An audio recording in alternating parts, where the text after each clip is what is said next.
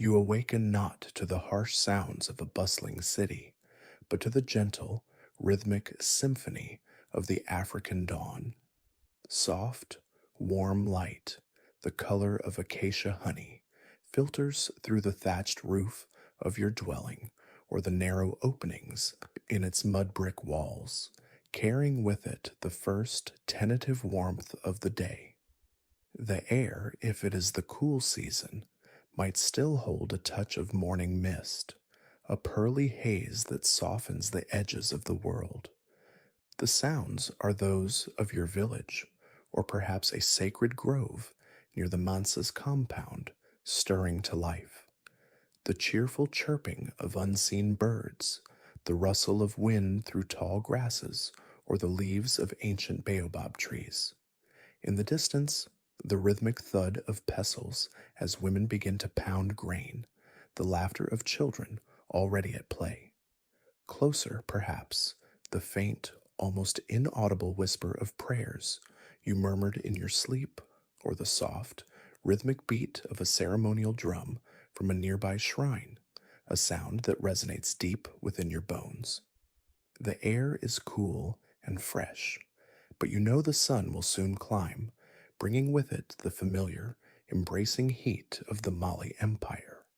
Your hut, or perhaps a more substantial dwelling designated for the oracle, is a space imbued with spiritual significance. The walls might be adorned with sacred symbols, painted in natural pigments, ritual objects, carved wooden masks with staring eyes, small, potent statues, gourds filled with divining seeds, polished animal bones, bundles of dried herbs with sharp, evocative scents, are arranged with care. The air carries the faint, sweet aroma of incense, the earthy smell of the clay floor, and the subtle fragrance of leaves used in purification rituals. A small, dedicated corner might serve as a shrine to your ancestors, the conduit through which their wisdom flows. The first sensation upon waking is often a lingering connection to the spirit world, a sense of the ancestors' presence still clinging to the edges of your dreams, of a meditative state not entirely shaken off. Then, the weight of your responsibility settles upon you. The concerns of your tribe, the weighty matters of state for which the Mansa might seek your counsel, the individual pleas of your people, these are your constant companions. What guidance will the spirits offer today? Through me, what will they decree? A subtle anxiety often accompanies this thought, the immense pressure to interpret their messages correctly, the ever-present fear of a failed prophecy, of the dire consequences that could follow a misspoken word. Yet beneath it all, a profound faith in the wisdom of your ancestors, a deep-seated hope that your words, their words, will bring prosperity and well-being to your people. Your morning ablutions are a ritual in themselves, a purification of body and spirit. You might bathe in a nearby stream, the cool water invigorating, or use water infused with special herbs poured from a clay vessel. You might smudge yourself with the smoke of sacred leaves, chanting quiet prayers of cleansing and protection. Your attire is not merely clothing, but a symbol of your sacred office, perhaps a specially woven robe adorned with cowrie shells or intricate beadwork. You might wear necklaces and bracelets crafted from seeds, animal teeth, or polished stones, each imbued with spiritual power.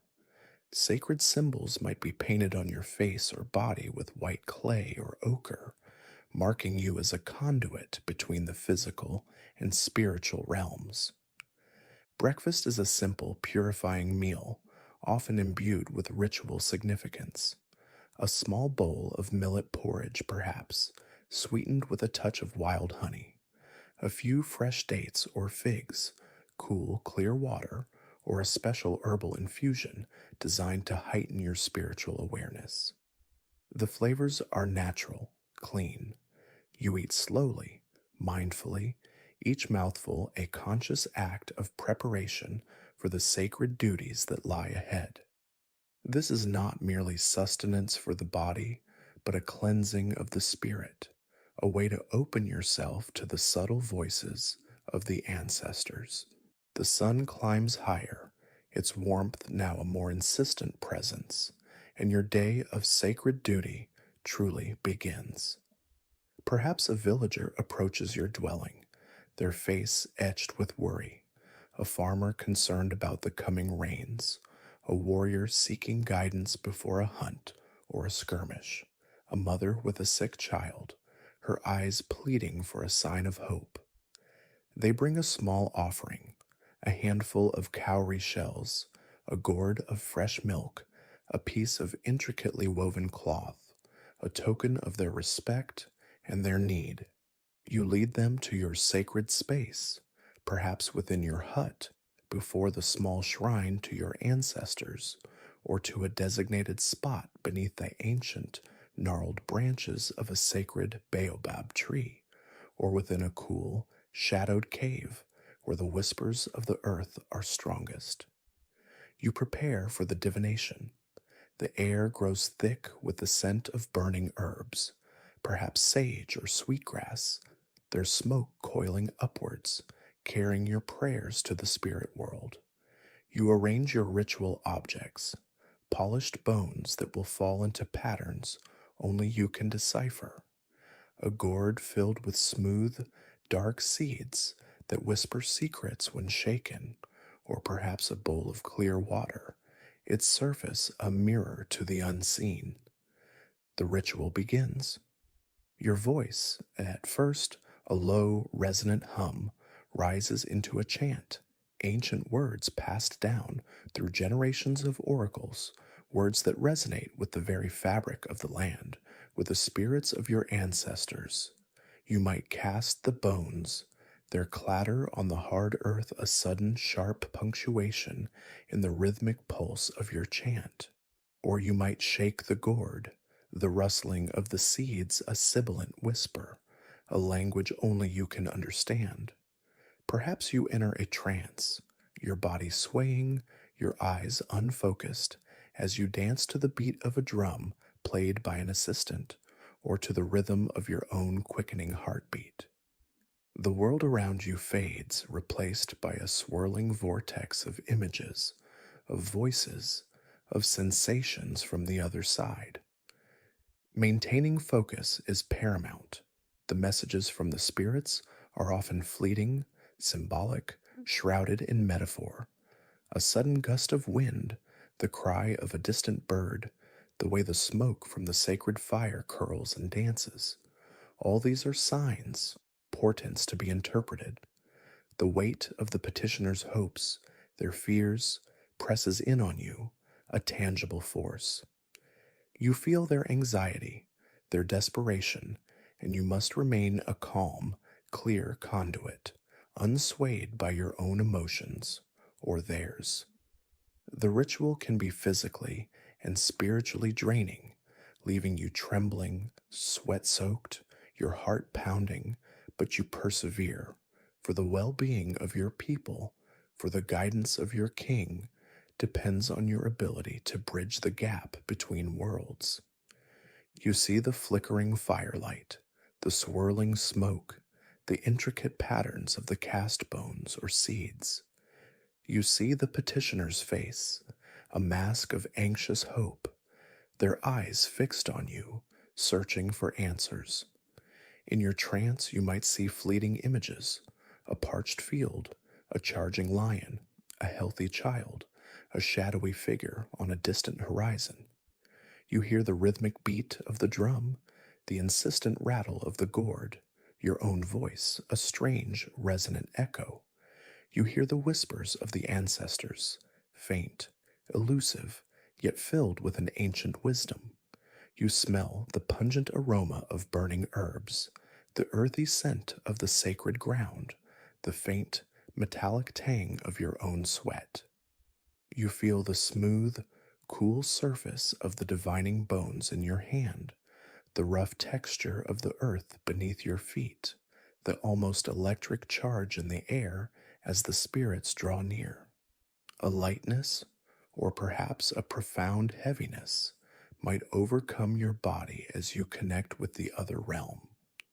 You listen to the petitioner's story, their voice perhaps trembling, their words a torrent of worry or a simple, heartfelt plea. You ask questions, your voice calm and authoritative, to clarify their need, to focus the intent of the ritual. If you have assistants, they might play the drums, chant in response to your calls, or simply maintain the sanctity of the sacred space, their presence a supportive grounding force. A profound sense of connection, of being a vital link in the chain that binds your people to their ancestors, to the very spirits of the land, fills you. Ancestors, speak through me, you might silently implore. Guide my words, make clear your will. The concentration required is immense, a focused channeling of all your spiritual energy. The responsibility is a heavy cloak, for your interpretation of these signs, these whispers, can alter the course of a life, the fate of a harvest, the outcome of a battle. There's a deep reverence or a profound awe for the powers you invoke, and an unwavering faith in your role as their chosen intermediary. Later in the day, a summons might arrive, carried by a royal messenger, his attire signifying the importance of his errand. The Mansa himself, or his council of elders, requires your counsel.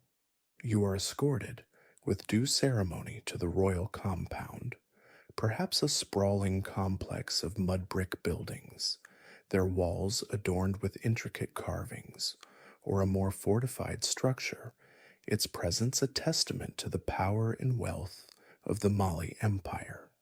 You are brought before the Mansa, who might be seated on a raised dais, surrounded by his wisest advisors, his fiercest warriors. The air in the audience chamber is thick with the scent of expensive incense, perhaps the aroma of roasted meats from a distant feast, the subtle perfume of noblewomen. The issue presented is one of great import, a looming military threat from a rival kingdom, perhaps the remnants of the Soso, or a new power rising among the nomadic desert tribes. Or it could be a persistent drought that threatens the crops and the very survival of the people. Perhaps a dispute over a vital trans-Saharan trade route needs to be resolved, or a question of succession, of who will carry the Mansa's golden staff when his time comes. The ritual you perform here is more elaborate, more public, imbued with a greater sense of ceremony and consequence. It might last for hours, involving rhythmic drumming, hypnotic chanting, and perhaps a sacred dance performed by specially trained initiates. A sacrifice might be offered, a white cock, its lifeblood a conduit to the spirits, or a young goat, its entrails to be read for omens. You might enter a deeper, more profound trance, your voice changing, taking on the timbre of an ancient ancestor, your words no longer your own, but a direct transmission from the spirit worlds. You deliver the prophecy, the advice, the warning to the Mansa and his council, your gaze fixed on some distant, unseen point, your body trembling with the power coursing through you. The pressure is immense. The fate of the empire, the lives of thousands, might hang on your words. You must navigate the treacherous currents of court politics, the skepticism of some advisors, the ambition of others. A prophecy that displeases the Mansa, or one that goes against the interests of a powerful faction, could have dire consequences for you despite your sacred office. Your courage must be absolute, your connection to the spirits unshakable. You must speak the truth as it is revealed to you, without fear or favor. The diplomatic skill required to phrase a difficult or unwelcome prophecy in a way that is understood, yet perhaps allows for interpretation, is considerable. Your personal charisma, your established reputation as a true oracle, is your greatest shield. You see the opulent surroundings of the Mansa's court, the gleam of gold and ivory, the rich colors of woven textiles, the imposing figures of the royal guards in their feathered headdresses and leopard skin cloaks. You see the Mansa's face, stern, thoughtful, searching, his eyes fixed on you, weighing your every word. You see the faces of his advisers, some nodding in agreement, others frowning with doubt or veiled hostility. The light from torches or large oil lamps casts flickering, dramatic shadows. You hear the powerful, resonant beat of ceremonial drums, the hypnotic chanting, the authoritative voice of the Mansa as he poses his questions. You hear the charged, expectant silence of the court as they await your pronouncements. You smell the rich exotic perfumes of the nobles, the aroma of rare incense, perhaps the scent of fear or ambition from those around the throne. You feel the cool, smooth surface of a ceremonial staff or rattle in your hand, the heavy weight of your ritual attire, the thrumming energy of the assembled court. You address the Mansa and his council with a respectful yet unwavering dignity. You listen intently to their concerns, their questions, your mind already reaching out, seeking the guidance of the ancestors. Your words, when they come, are clear, powerful, imbued with the authority of the spirit world. A profound sense of destiny, of being an instrument of a power far greater than yourself, fills you. The fate of Mali rests on this moment. You might feel the weight of it almost unbearable. May the ancestors guide my tongue. May their wisdom preserve our people. Fear is a distant, irrelevant thing, burned away by the intensity of your spiritual connection, by the sacred fire of your calling. There is only the truth as you perceive it, and the unwavering loyalty to your people, to your king, and to the spirits who speak through you. You are the voice of the invisible, the interpreter of the unknowable, a lonely, powerful figure at the very heart of the empire. The day, however, is rarely without its sudden, terrifying trials. A prophecy you delivered weeks or months ago might begin to show signs of being inaccurate, or worse, catastrophically wrong. Murmurs of doubt might spread through the village, or a powerful faction at court might seize upon this as an opportunity to discredit you, to challenge your authority. During a particularly intense ritual, you might feel the unwelcome intrusion of a malevolent spirit, a trickster entity seeking to corrupt the divination, to twist the messages from the ancestors. You must battle it with all your spiritual strength, your will a shield against its dark influence. Or perhaps the Mansa himself, or a cunning advisor, might devise a test, a trap, to gauge the true extent of your powers, or to expose you as a fraud if your connection to the spirits wavers. You might receive a vision so horrifying, so complex, so ambiguous, that you struggle to interpret its meaning, to find the words to convey its terrible import without causing widespread panic or despair. And some rituals, the most potent, the most crucial, might demand a profound personal sacrifice, a dangerous journey into the spirit world that leaves you physically weakened, psychically scarred, your very life force teetering on the brink. When a prophecy is questioned, you must call upon all your reserves of faith, your eloquence, your established reputation. You might reinterpret the signs, find new omens that align with unfolding events, or simply exhort the people and the king to maintain their faith, to be patient. For the ways of the spirits are often mysterious, their timelines not our own. If a malevolent entity interferes, you engage in a silent, desperate spiritual battle, your will pitted against its darkness, calling upon your ancestral guardians, your most potent protective charms, to banish it.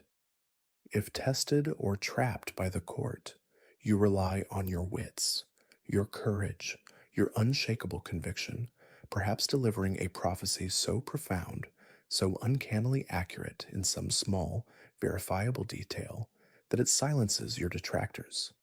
A terrifying or ambiguous vision requires days, perhaps weeks, of fasting, of prayer, of deep meditation to unravel its true meaning, to find the courage and the wisdom to share it.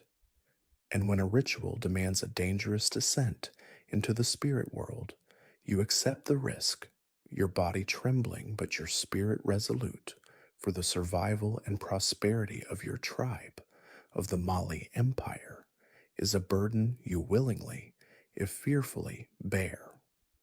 The afternoon sun, now beginning its slow, majestic descent towards the horizon, paints the vast Sahelian sky in hues of fiery orange, deep crimson, and soft lavender. The intense energy of the morning's rituals, or the weighty pronouncements delivered before the Mansa and his council, has left you profoundly weary, yet a subtle, almost imperceptible thrumming, an echo of the spirit world, still resonates within you. Your first act, upon returning to the sanctity of your own dwelling or a designated quiet space, is one of purification. The energies you've engaged with, the burdens you've shouldered, must be cleansed. You might wash your hands and face with water infused with specific herbs, their scent sharp and cleansing, or smudge yourself with the smoke of sacred leaves, chanting softly to dispel any lingering negativity, any unwelcome spiritual residue. This is not just a physical act, but a vital spiritual necessity, restoring balance to your being. With the fading light, you might turn to the task of meticulously recording the day's divinations, the pronouncements made, the omens observed. On a stretched animal hide or a precious sheet of imported paper, if such a luxury is afforded to you, your fingers, perhaps stained with ritual pigments or the juice of berries, carefully inscribe the symbols, the key phrases, the essence of the Spirit's messages. These records are not merely for posterity. They are a vital tool for future reference, for discerning patterns, for understanding the unfolding tapestry of fate.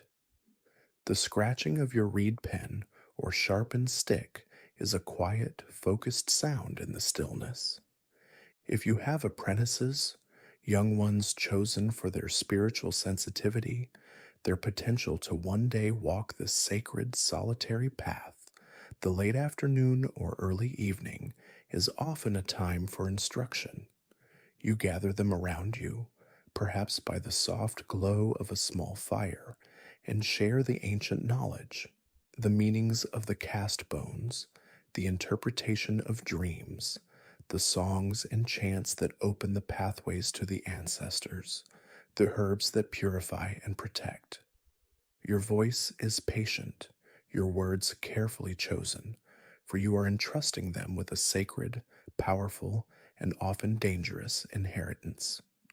You watch their young faces, eager, awed, sometimes fearful, and you see in them the future of your people's connection to the divine. Dinner, Whether a more substantial meal, if you have recently advised the mansa and been shown favor, or the simple, sustaining fare of an ordinary day, is consumed with a quiet mindfulness. It might be a rich stew of goat meat and ground nuts, or perhaps roasted guinea fowl, served with millet or fonio and a side of cooked greens or wild fruits.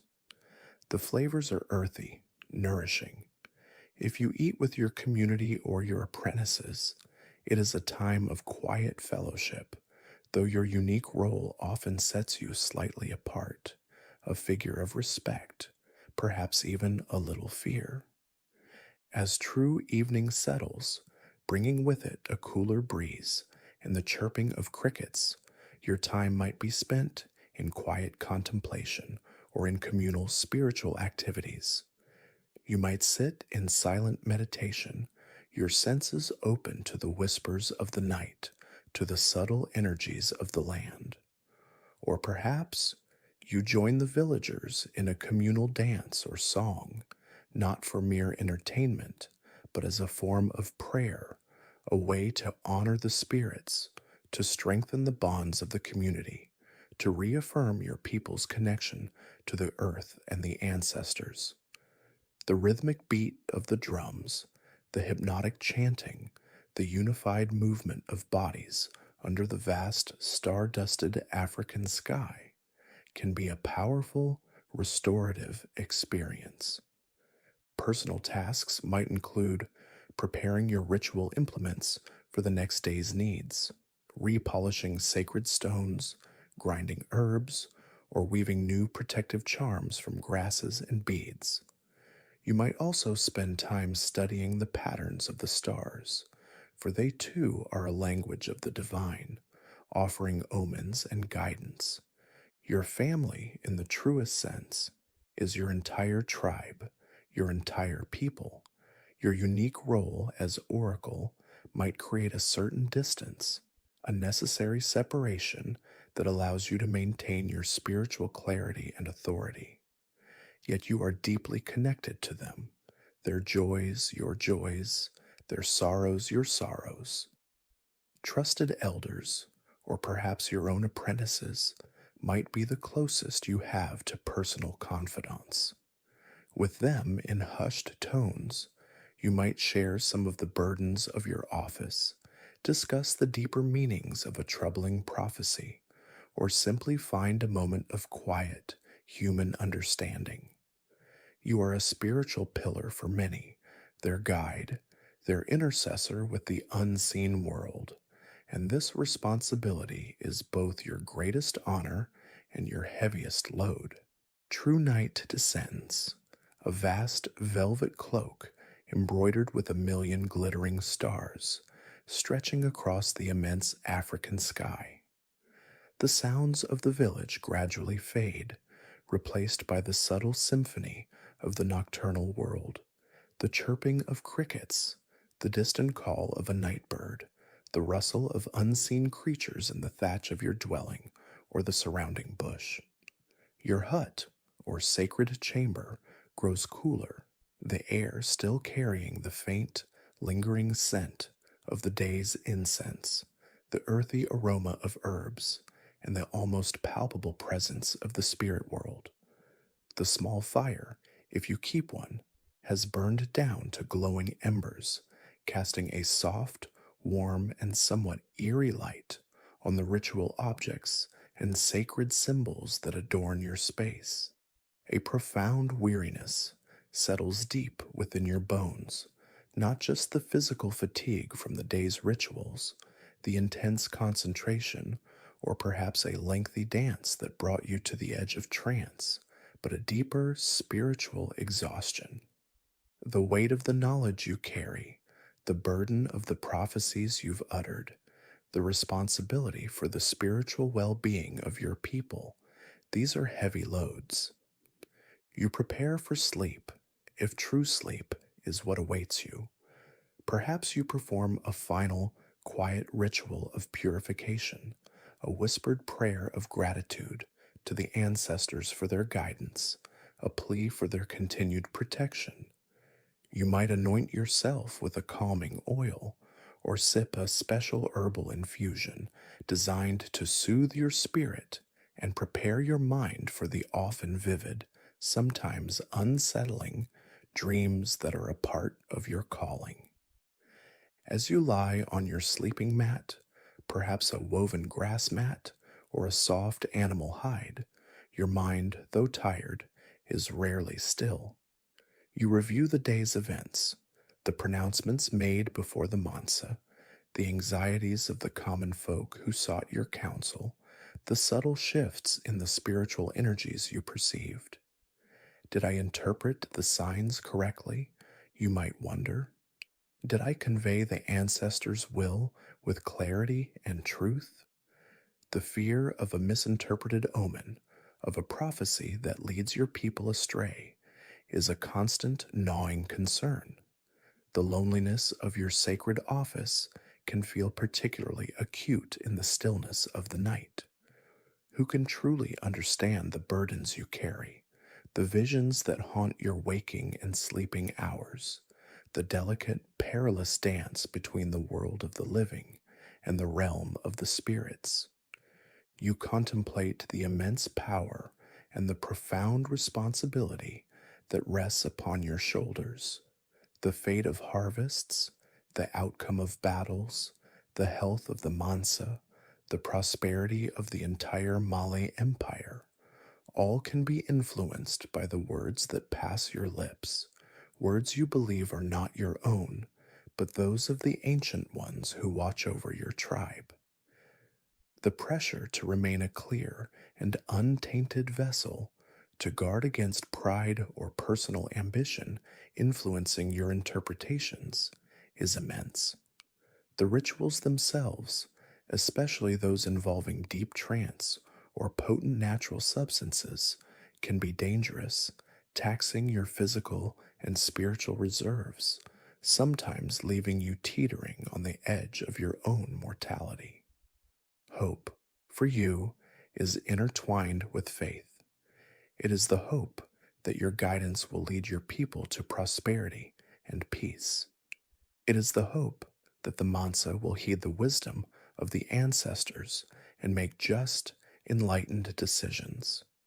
It is the hope that the spirits will continue to favor your tribe, to protect them from famine, from disease, from their enemies, and perhaps a more personal hope that you will continue to be a worthy conduit, that your connection to the spirit world will remain strong, that you will not falter in your sacred duty.